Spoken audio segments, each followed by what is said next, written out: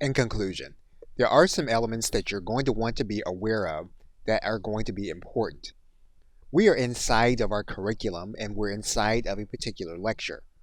And when we talked about an upsell, we talked about the fact that we can add in an upsell.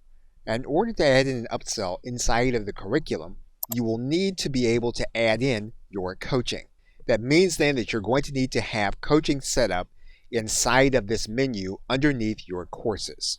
Another important element to make sure that you have specified what you want will be the post-purchase page. Now in this case, we've said that we want the buyer to be sent straight to the thank you page.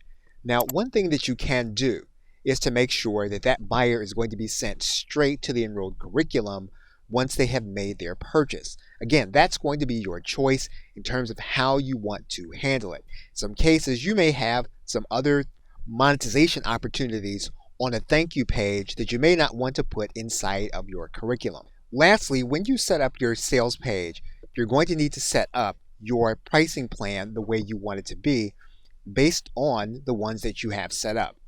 So for example, we're looking at a button on our sales page. And you'll notice then when we click on that button, we have a button that will send the buyer to a checkout page. But if you have more than one pricing plan, you'll need to then specify the pricing plan that you're going to need for that particular sales page. And then you can change the button text based on what you're going to have in terms of a pricing plan.